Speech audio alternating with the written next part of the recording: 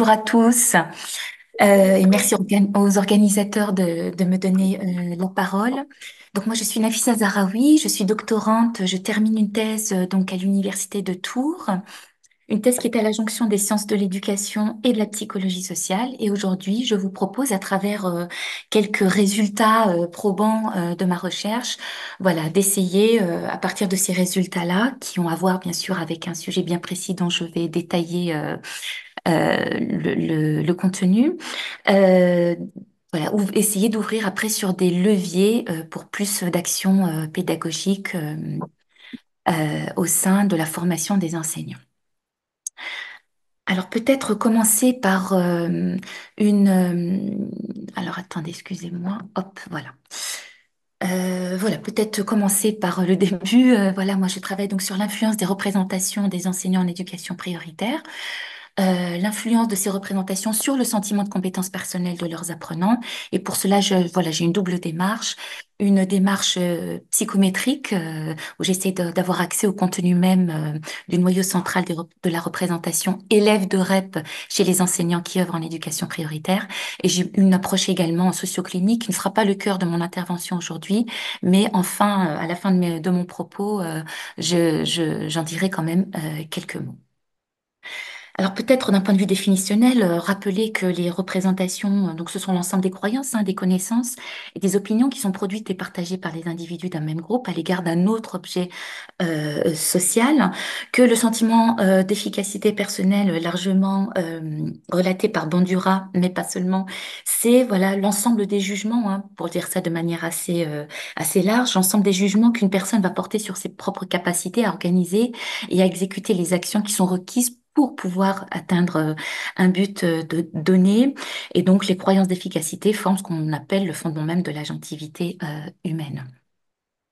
Le réseau d'éducation prioritaire, c'est l'ensemble des établissements situés dans des zones concentrant dans la majorité des cas des difficultés sociales et qui sont donc confrontés à de fortes difficultés scolaires et où on va favoriser le temps de travail en équipe nécessaire à l'organisation, à la prise en charge des besoins spécifiques des élèves et surtout des relations avec les familles. Donc c'est une liste d'établissements qui est arrêtée au niveau national et en concertation avec les académies.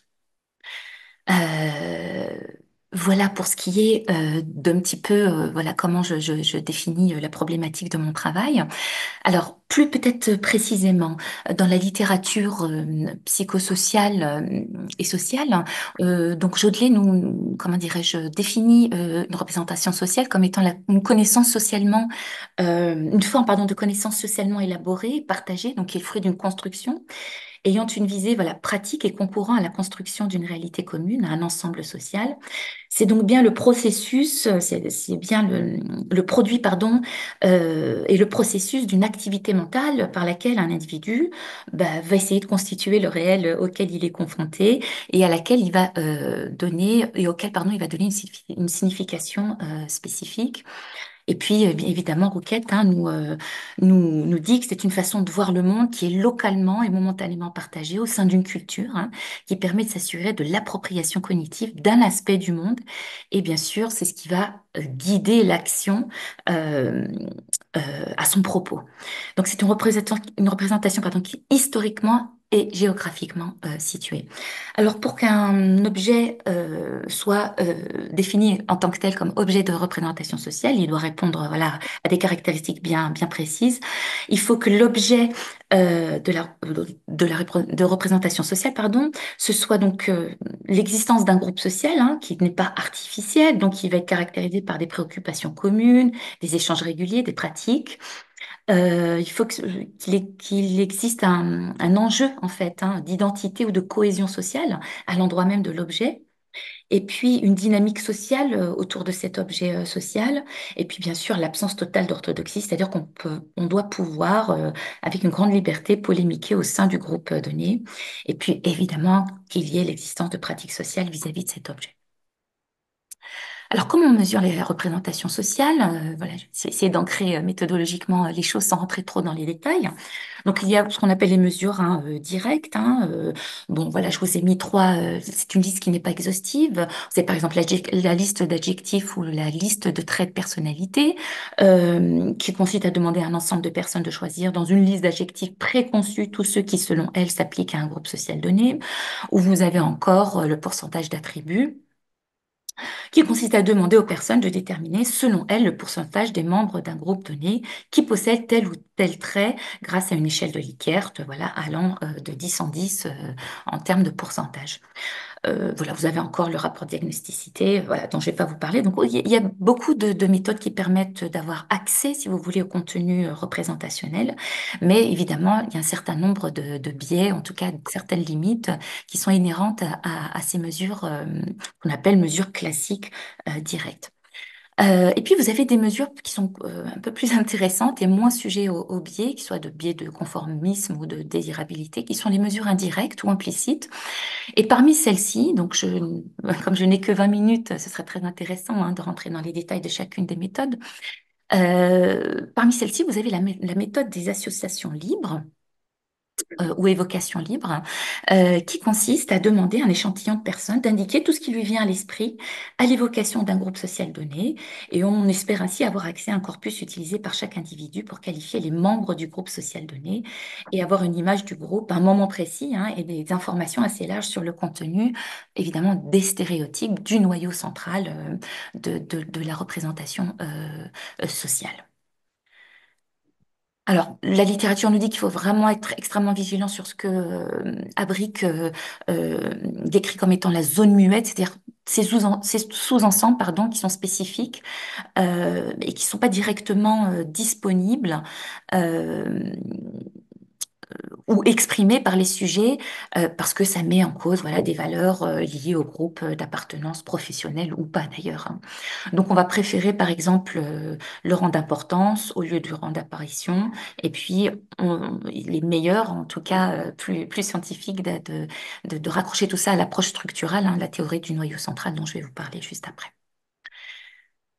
Alors sur cette étude que j'ai menée auprès comment dirais-je, d'un nombre d'à peu près 150 enseignants qui œuvrent en éducation prioritaire.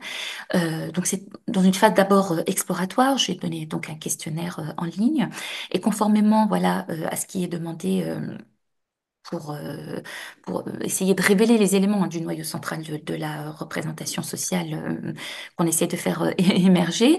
Donc, on demande aux sondés, donc au sujet plutôt, d'énoncer quatre mots qui leur viennent à l'esprit, d'y attribuer un rang d'importance, puisque la littérature nous montre que le premier mot énoncé n'est pas forcément celui auquel on va attribuer la plus grande importance.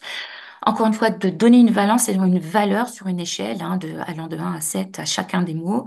Et pour ne jamais être dans une forme d'interprétation du chercheur, illustrer en plus par une phrase illustrative, justement, chacun des mots énoncés avant de procéder, voilà, analyse prototypique du corpus que l'on a. Peut-être faire juste une petite aparté sur à l'intérieur d'un stéréotype, comment c'est fait. Donc, vous avez des caractéristiques d'ordre comportemental, vous avez tout ce qui est trait de personnalité. Je vous ai mis un exemple là, que chacun jugera comme il l'entend. En tout cas, c'est tiré voilà, d'une recherche bien spécifique. Et puis, on a voilà, toutes les caractéristiques physiques, évidemment. Puis, on a l'exemplaire typique, cette espèce d'image mentale qui va être activée à l'énonciation du groupe social pour lequel on recherche les éléments constitutifs du stéréotype.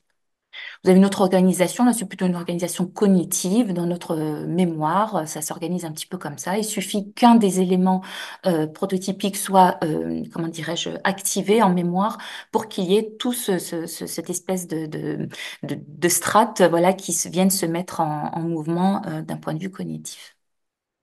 Alors, la population, pour revenir à l'étude, donc à peu près un peu plus maintenant que 139 enseignants, voilà, qui travaillent tous ou ont travaillé en REP+.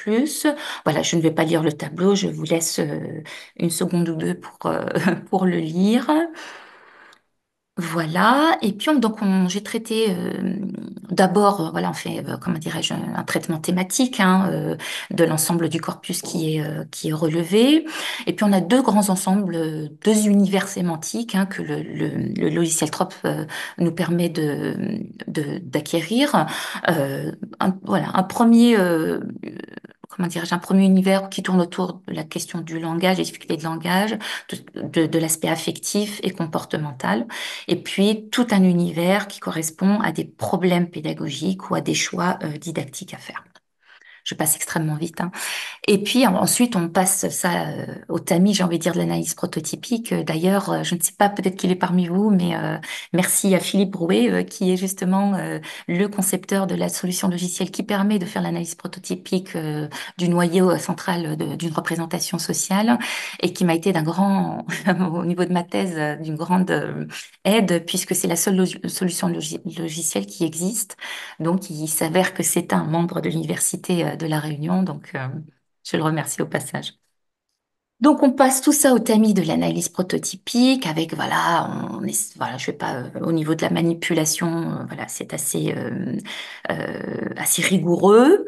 Et puis, on arrive finalement à une structure complète de la représentation avec quatre cases. Quand on croise l'importance et la fréquence des mots qui ont été du corpus, que l'on a récolté.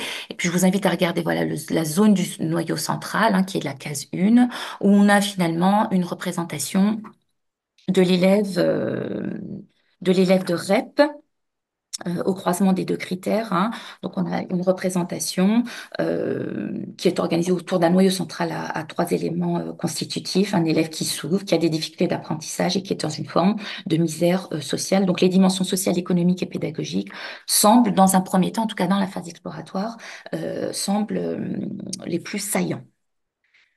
Alors, évidemment, s'il y a une phase exploratoire, il y a, oui, voilà, là, si on devait reprendre, voilà, l'intériorité du stéréotype qui en découle, voilà, on a une personnalité donc attachante et en même temps en caresse affective. On a des caractéristiques sociales et éducatives qui font apparaître, comment dirais-je, des manques.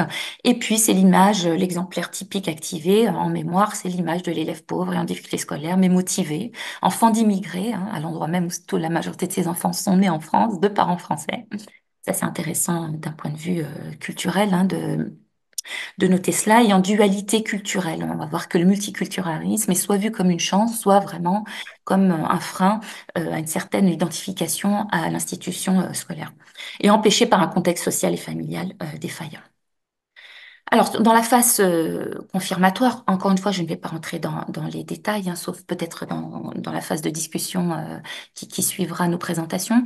On reprend les éléments constitutifs du noyau central et des éléments périphériques, et puis on propose aux enseignants qui ont été sondés un scénario que vous avez donc dans la colonne scénario 1, je vous laisse le lire, hein, où on va, comment dirais-je, de manière, on le fait exprès hein, en fait, hein, décrit donc comme très, je ne retrouve pas le mot flou, en tout cas voilà, de manière floue, en tout cas non identifiable, et on va positionner justement le personnage de ce scénario-là, soit dans le champ de la représentation, soit hors champ de la représentation, puis on demande, selon eux, quels sont les éléments qui sont le plus constitutifs, les caractéristiques qui sont les plus représentatifs des deux scénarios. On arrive sur comment dirais-je, euh, une représentation, enfin une confirmation ou non hein, des éléments de la phase exploratoire. Et là, ce qui est intéressant de voir, c'est qu'il faut regarder hein, les scores qui sont supérieurs à 1. Hein, dans le tableau, dans l'écart différentiel quand il est supérieur à 1.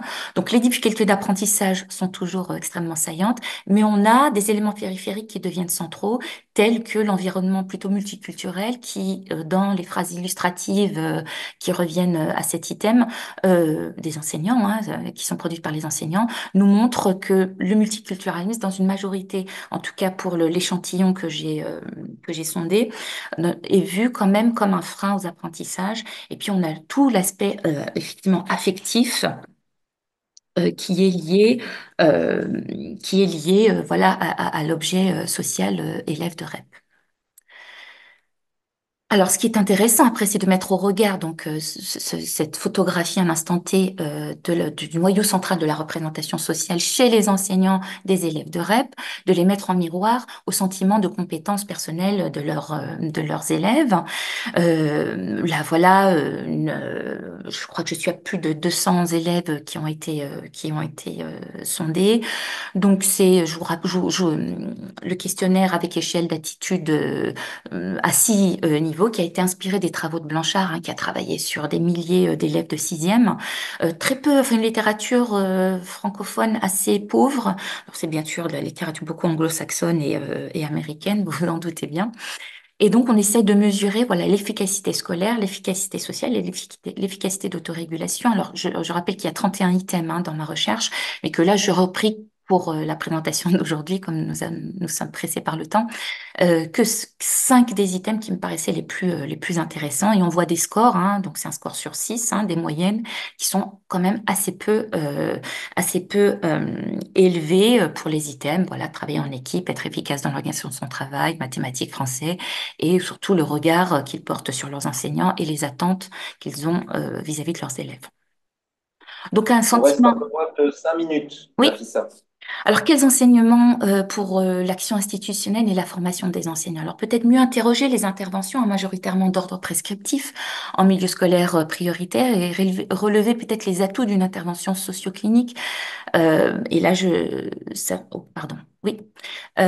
Donc, qu'est-ce que ça veut dire? S'intéresser peut-être beaucoup plus à l'analyse, hein, des sentiments sociaux, à la dimension existentielle, hein, des rapports sociaux, aux relations entre le psychique et le social, à la place de la subjectivité, de l'affectivité, de l'imaginaire collectif, qui est sous-jacent à nos métiers de transmission. Je vous renvoie, voilà, aux travaux merveilleux de Florence Juste-et-Prairie qui a largement relaté ces thématiques-là. Peut-être exercer une certaine vigilance sur notre conception de l'intelligence, puisque on sait que dans la littérature, hein, dans les travaux de Martin et Doudin notamment, qui nous disent que la qualité des apprentissages scolaires dépend d'un grand nombre de variables, certaines étant liées au contexte familial, d'autres au contexte scolaire, et parmi ces derniers, la qualité des interactions entre l'enseignant et ses élèves, qui jouent un rôle absolument fondamental, et qui sont bien sûr influencés par tout un système de représentation et de conception lié à certains préjugés et que bien sûr, une conception innéiste qui verra l'intelligence comme étant stable, peu modifiable, voire héréditaire, un peu biologisante, qui est une conception un peu biologisante, et ben on aura des enseignants plus directifs qui vont faire moins de feedback, alors que développer dans la formation professionnelle des conceptions alors interactionnistes, évidemment, donnera voilà, des enseignants qui vont user, bien sûr, d'interactions beaucoup plus stimulantes et encourager les élèves. Bien sûr, c'est tous les travaux sur l'effet Pygmalion. Bon, je passe assez rapidement étant donné le temps qu'il me reste, mais bon, ça, voilà, être dans une forme de dignité, toujours, hein, grâce à ce qu'il dit, comment et quand il le dit, les expressions de son visage, ses gestes, son contact, le maître a pu communiquer, enfin, peut communiquer aux enfants, qu'il attend d'eux beaucoup au niveau des performances scolaires. Voilà, c'est tous les travaux de Rosenthal autour de cette question-là, sur l'effet d'attente, évidemment que quand on a justement peu d'attente vis-à-vis de ses élèves, eh ben on va leur donner moins d'opportunités d'apprendre, par exemple, qu'on va les féliciter moins souvent, qu'on va, par exemple, interagir avec eux de manière moins publique, qu'on va se montrer moins amical, etc. Donc tout ça, ça a été relaté, hein, par la littérature psychosociale de manière extrêmement probante.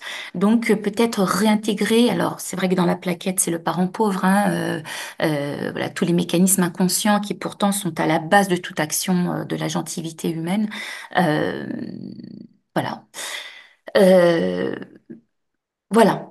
Donc si j'ai essayé un petit peu de comment dirais-je, de concentrer un petit peu voilà, tous ces concepts qui sont foisonnants, qui sont et en même temps, accepter que la situation est, comment dirais-je, est complexe, ça ouvre des clés de lecture et des perspectives en termes de formation professionnelle.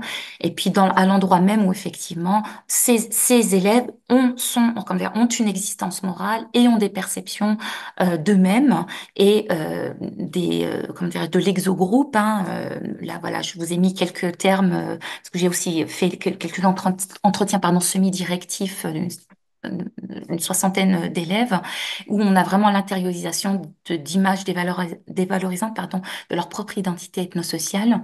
Et voilà, mis bout à bout, tout cela en corrélation, euh, surtout que la psychologie sociale nous montre, par exemple, à travers le concept de menace du stéréotype, que quand un stéréotype négatif est partagé largement dans un groupe, il peut comment dire, pour les sujets stéréotypés qui souffrent de ce stéréotype, en ce contexte d'évaluation, et à l'école évidemment qu'on évalue hein, constamment, créer une menace qui va aboutir à un stress et qui va réduire les capacités de réussite des élèves.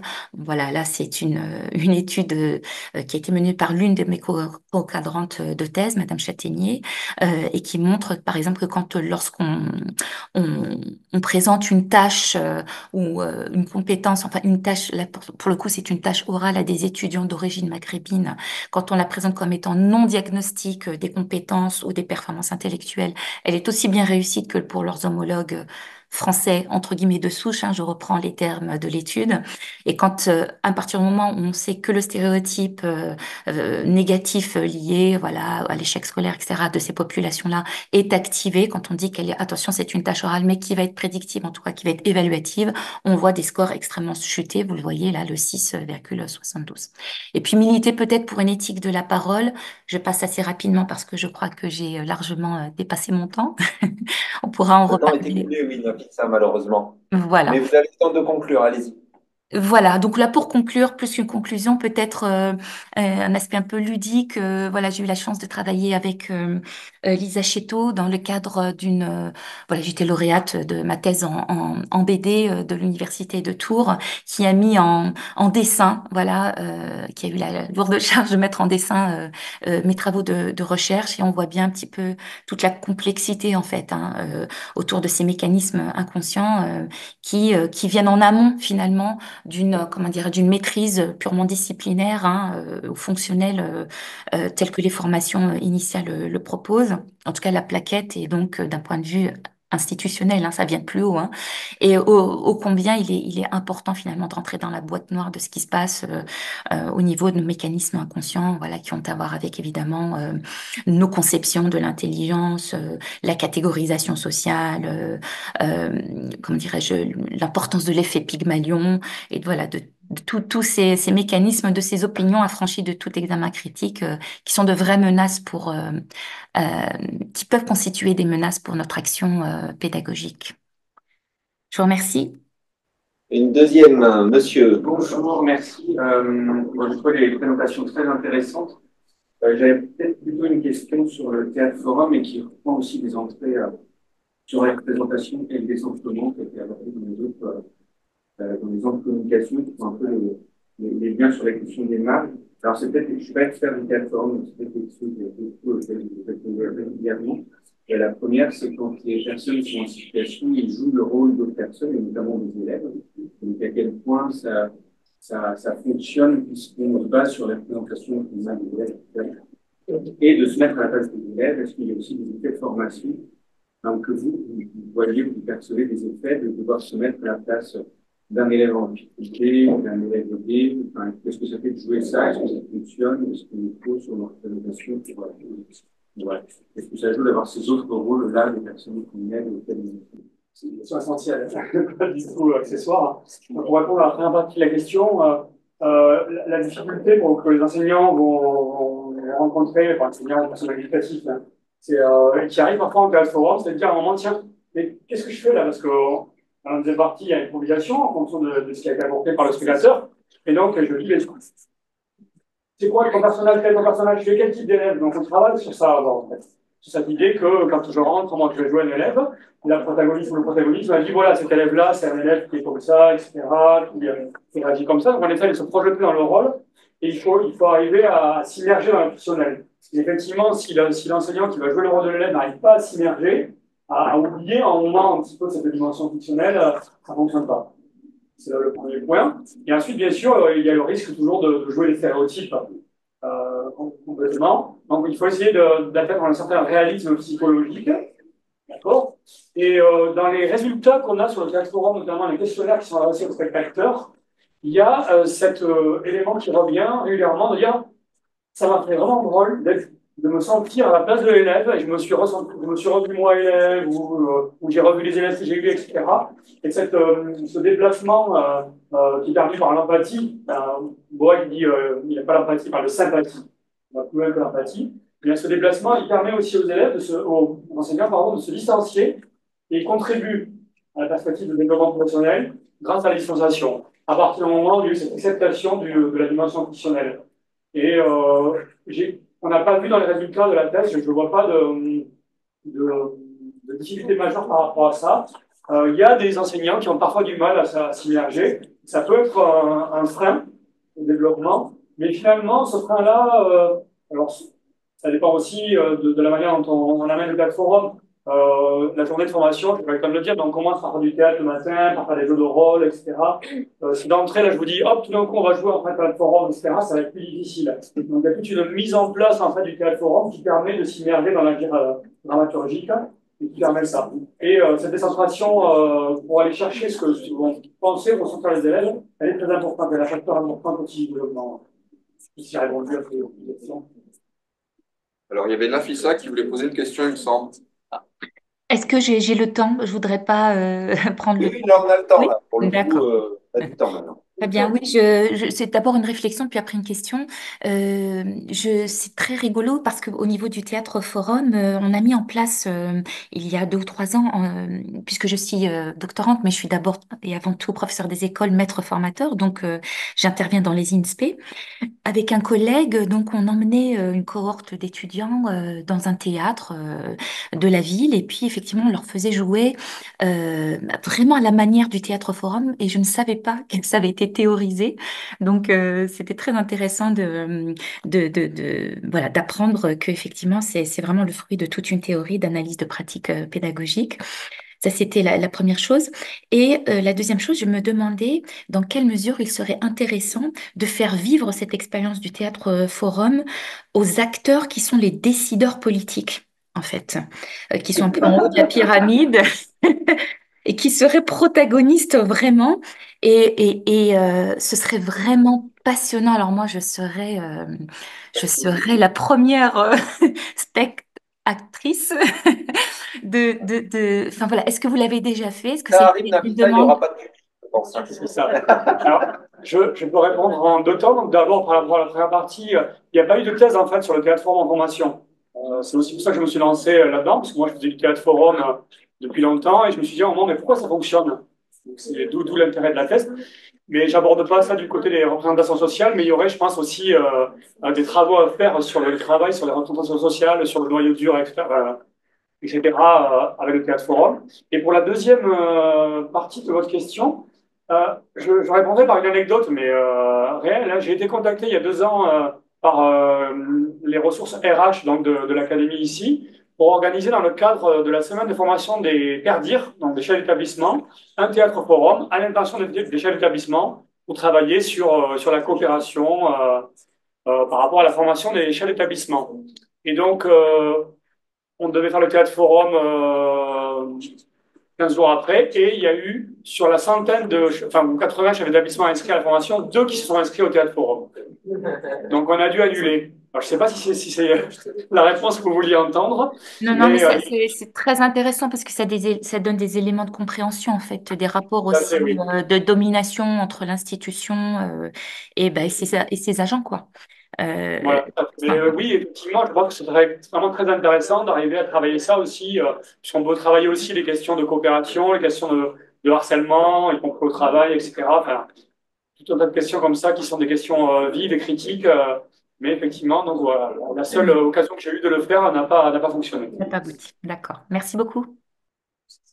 D'autres questions? On n'a pas retrouvé la Guyane? On n'a pas retrouvé la Guyane. Donc la Guyane est perdue. Moi, je ne reçois pas de mail de la Guyane non plus. Donc je ne sais pas où est passée la Guyane. Allez, on a un monsieur, allez-y. Moi, j'ai une question, donc, toujours sur le théâtre forum. Alors, tout d'abord, félicitations pour avoir réconcilié didactique et clinique. Un exercice assez complexe. Bon, la question, c'était, quand il y a 22 spectateurs, okay, comment on fait pour rapatrier ensuite ou transférer, je ne sais pas quel mot utiliser, les gestes professionnels identifiés vers les autres qui n'ont pas été, qui n'ont pas bénéficié du théâtre forum? Alors oui, c'est pas évident. Alors déjà, c'est moins évident pour les spectateurs qui ne sont pas venus sur scène, parce qu'ils n'ont pas vécu eux-mêmes corporellement, émotionnellement, C'était etc. de la même cathartique, manière. Ok. Et ensuite, effectivement, par exemple, là sur le terrain qu'on a évoqué avec Thierry, on a 5 volets de formation. La dernière, c'est l'essaimage. On a essayé de rapporter ce qui avait été construit avec une partie du collectif au reste du collectif. Et effectivement, c'est très compliqué, mais c'est le cas pour toutes les formations. Hein. Quand on doit faire de l'essaimage et amener ce qui a été co-construit à ceux qui n'ont pas co-construit, c'est beaucoup plus difficile de les enrôler dans le fait d'adopter, dans l'adoption de ces gestes professionnels, etc. Thierry, je continue. Oui, je rajoute aussi que dans la méthodologie, il y a tout le dispositif, entre guillemets, d'autoconfrontation et de verbatim. On peut restituer après, dans la dernière journée, dire qu'il n'y a pas que de la vidéo, il n'y a quasiment pas de vidéo de théâtre forum. C'est surtout sur les verbatim de l'analyse du théâtre forum sur lequel on revient. On est plus dans un débrief, comme dans la simulation. Hein. C'est l'article de Flandin qui vient de sortir. Donc, c'est là qu'on a, entre guillemets, cette constitution, ce début de constitution d'un répertoire de gestes. Juste pour dire, il n'y a pas insisté, mais le débriefing est essentiel. Hein. Donc, dans le théâtre forum, quand on l'utilise, sans débriefing, il n'y a pas de possibilité de contrebasse professionnelle. D'autres questions, remarques? Allez-y. Alors, du coup, j'aurais une question pour vous, Nafissa. Merci déjà pour votre présentation. Du coup, vous vous intéressez aux représentations, donc, qu'ont les enseignants des élèves en éducation prioritaire. Alors, je suis enseignant également d'EPS en éducation prioritaire, renforcée, plus dans un collège à Saint-Denis. Et effectivement, les collègues, quand on les entend sur qu'est-ce qui est difficile pour nos élèves, ils vont souvent sur l'origine de la difficulté, c'est-à-dire effectivement, ces élèves sont pauvres, ils vivent dans une misère sociale, ils ont des difficultés de langage, ils sont issus d'immigration, etc., etc. Et ce qui est difficile, souvent quand on discute de ça, c'est qu'on reste sur l'origine et qu'on va pas sur finalement quelle est la nature des difficultés de ces élèves, c'est-à-dire au regard des situations d'apprentissage qu'on leur propose à l'école. En fait, en quoi c'est difficile pour ces élèves d'entrer dans ces codes scolaires, dans ces attentes scolaires, qui en fait sont très spécifiques au savoir scolaire. Donc voilà, je dois avoir voilà, si vous avez des éléments de réponse là-dessus, comment aider finalement les enseignants à passer de l'origine de la difficulté, qui est très importante, hein, de savoir d'où viennent nos élèves, mais d'aller aussi vers finalement quelle est la nature de ces difficultés qui peuvent voilà, nous aider à aider ces élèves à réussir.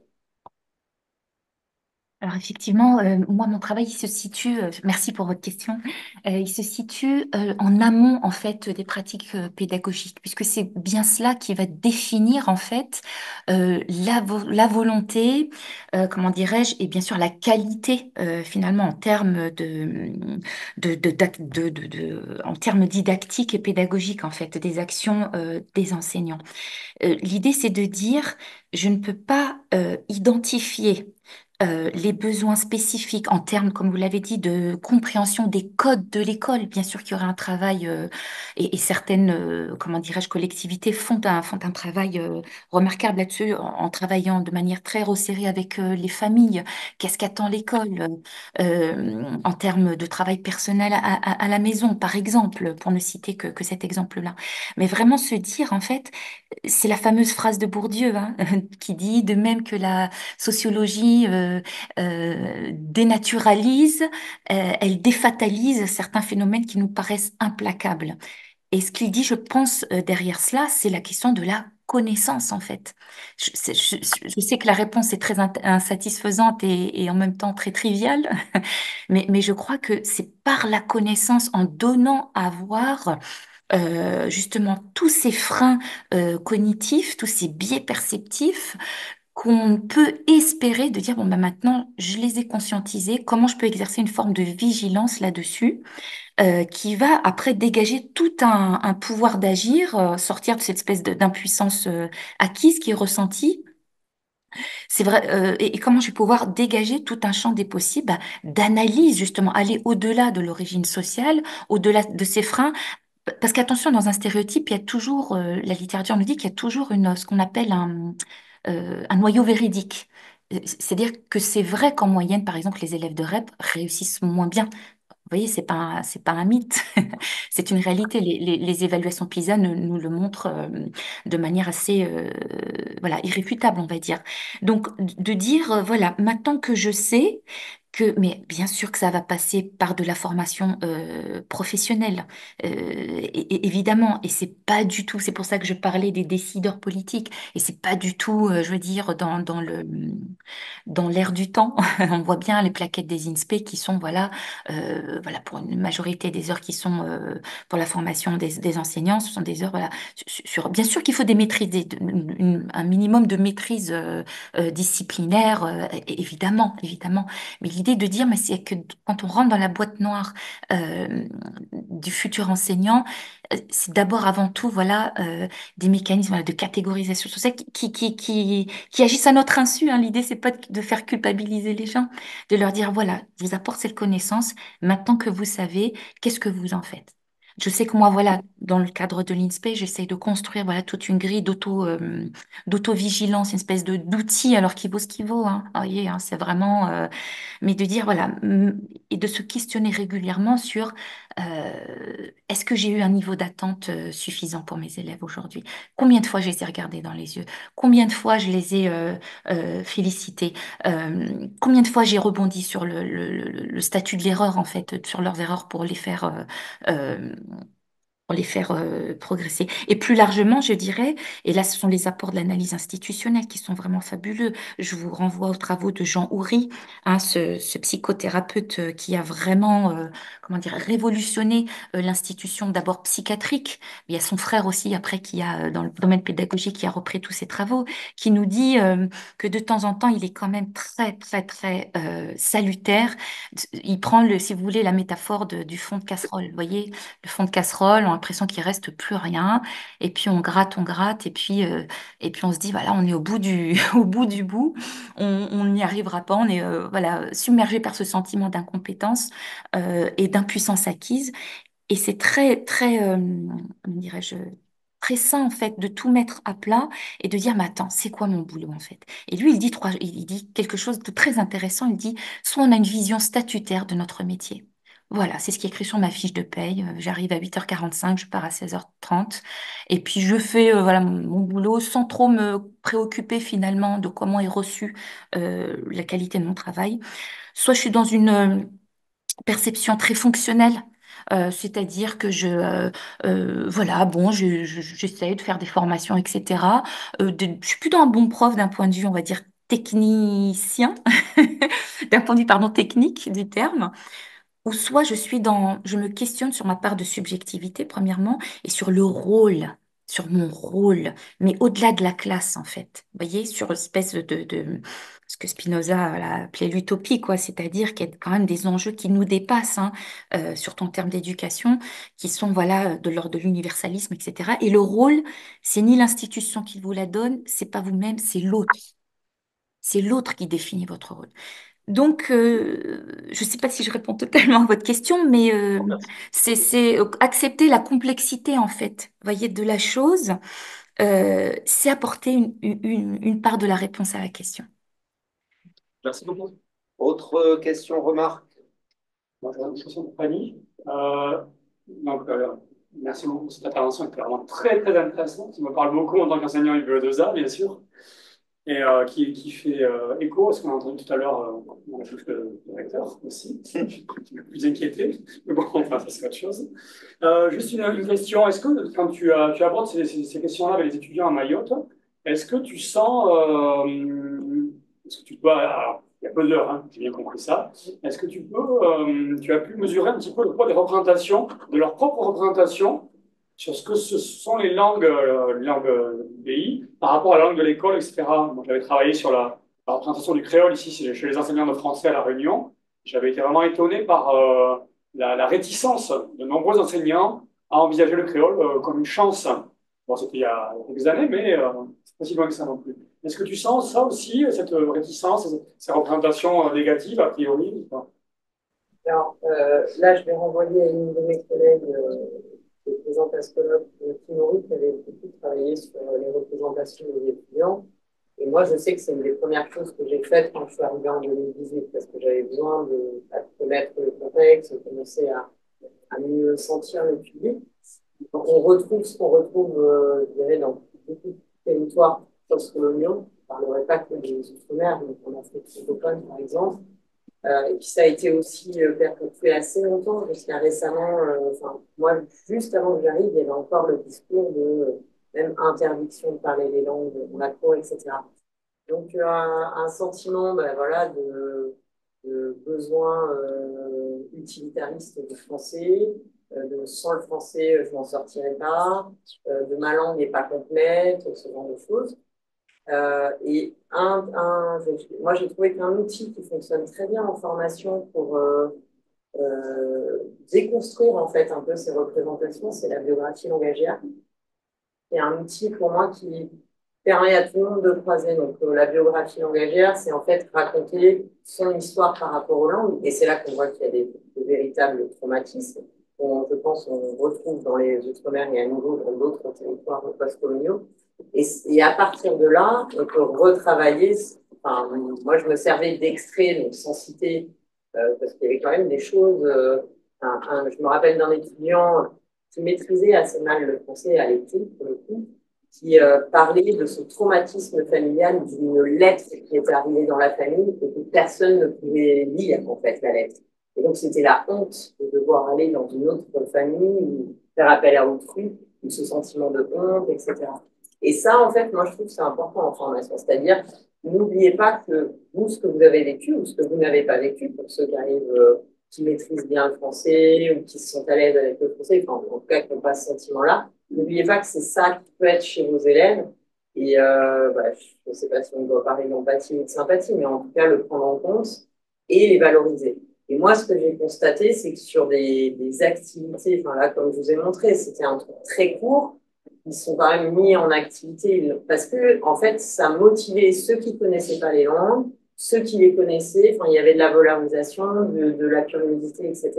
Et je pense qu'il y a des activités clés comme voilà, la biographie langagière qui devraient être faites forcément dans toutes les formations. Mais voilà, enfin, pas de surprise, j'ai envie de dire, sur les représentations. Une deuxième question juste concrète. Dans le plan académique de formation à Mayotte, est-ce que cette question de l'enseignement milieu plurilingue apparaît ou pas? Alors, en fait, c'est les collègues du CASNAF qui font le travail. C'est ce que je disais, en fait, c'est toute cette question politique sur le statut du CASNAF. C'est eux qui développent, on va dire, le contenu FLS, FLE dans le plan académique de formation. Et après, il y avait quand même aussi, et là, ça va pas me revenir, mais comment on appelle pour les enseignants l'option là qu'on peut passer. Certification FLS. Voilà, merci. La certification, je suis pas éducation nationale, je ne basse, mais vous voyez, la certification FLS. Il y a, je ne sais pas si il en est là, je suis partie en 2022, mais l'ancien recteur encourageait beaucoup, donc il y avait quand même pas mal de passations. C'était pas mal aussi. Juste pour l'anecdote, moi, je suis en charge du cours sur l'enseignement milieu plurilingue en master lettres. J'ai 3 heures. Oui, voilà. Sur la... Après, bon, moi, je trichais un peu, hein, parce que j'étais fléchée sur savoir en français, donc la partie en français, et j'essayais quand même constamment de faire le lien. Notamment, moi, ce que je trouvais intéressant, c'était l'analyse des manuels en français, pour leur montrer qu'à partir, enfin, c'est normal, hein, je pense qu'un jeune dis ça et je sais qu'il y a des étudiants dans la salle, mais un jeune étudiant qui a encore peu de gestes professionnels, qui n'est pas à l'aise, il va s'appuyer sur les manuels, c'est tout à fait normal. Et du coup, essayer de prendre un peu de distance par rapport à l'approche en didactique du français langue maternelle. Ça reste insuffisant, mais voilà, c'est des petites clés. Autre question, remarque? On a encore un peu de temps, on a encore 5 minutes maximum. Non? Alors moi, j'aurais peut-être une petite question rapide pour le théâtre forum. J'ai trouvé la présentation intéressante. Je suppose que dans les maquettes de formation ici à La Réunion, il y a de l'analyse de pratique. Il y en a un peu. Voilà, ancien, on va dire. Alors, enfin, plus traditionnel, on va dire. Oui, oui. Ok, donc il y a de l'analyse de pratique dans les maquettes. Et quand vous parlez du théâtre forum, à aucun moment j'ai entendu un lien possible avec l'analyse de pratique. C'est parce que pour vous, c'est deux choses qui sont complètement distinctes, où il y a des passerelles, ça peut être utilisé dans le cadre d'une activité d'analyse de pratique. Tout à fait. Pour moi, c'est une méthode d'analyse indirecte de l'activité, comme va l'être, par exemple, l'instruction en SOSI ou le travail sur les dialogues de confrontation ou autre. Mais institutionnellement, c'est pas reconnu comme tel. Voilà, parce que c'est quand même quelque chose d'assez, je ne vais pas trop le terme innovant, mais bon, un peu atypique, disons, dans les maquettes, en tout cas institutionnelles. Hein. Moi, je suis davantage, contacté pour faire du théâtre forum dans le cadre de l'école inclusive ou des syndicats ou ce genre de choses, plutôt plus que par l'institution, en fait. Pour les raisons qu'on a évoquées tout à l'heure avec Thierry, hein, sur déjà, dans le théâtre forum, il y a théâtre. Ça fait pas sérieux de suite. Hein, voilà, c'est juste, voilà, qu'est-ce qu'on va faire? On va faire du théâtre. Sur mon terrain 2, où j'étais au Québec, j'ai eu beaucoup de mal à avoir des collègues parce que c'était à distance, la négociation. Ici, j'ai présenté mon projet aux collègues, donc il y a eu beaucoup de gens qui se sont portés volontaires. À la base, c'était, quand je suis arrivé là-bas à Montréal, on m'a expliqué, ah non, mais on croyait qu'on allait faire du théâtre, en fait. Alors, pourtant, j'avais envoyé une plaquette, des explications, etc. Mais le mot théâtre, déjà en formation, et ensuite, par rapport à l'analyse pratique, oui, c'est quelque chose qui n'est pas documenté non plus. Je le disais, il n'y a pas eu de test sur la formation à travers les théâtres forums. Les seuls tests qui existent sur le théâtre forum ou les seuls travaux, c'est plutôt sur le travail en FLE d'ailleurs, en FLE, les masters FLE par exemple, là, et sur le théâtre forum comme outil militant. Voilà, comme outil politique propre, mais pas comme outil de formation et d'analyse pratique. Non, mais ce que dit PRV, c'est que aussi tout le travail est ancré sur un fondement épistémologique qui est donc la didactique professionnelle, qui est vraiment l'analyse de l'activité réelle. C'est vrai qu'à la Réunion, pour répondre à la question aussi, il y a eu un groupe de formation qui s'articulait entre guillemets sur cette entrée activité avec le cours d'action, la cumul de l'activité ou la didactique pro. Malheureusement, institutionnellement, c'est pas ce qui a été retenu. Plusieurs formateurs à avoir fait partie de ce groupe. On sent quelque chose de pesant. On sent quelque chose de pesant s'installer. Il y a un passif. Il y a un passif, voilà, on sent qu'il y a un passif. Voilà. Bon, s'il n'y a pas d'autres questions ou remarques, on va remercier une dernière fois les participants de la session de ce matin.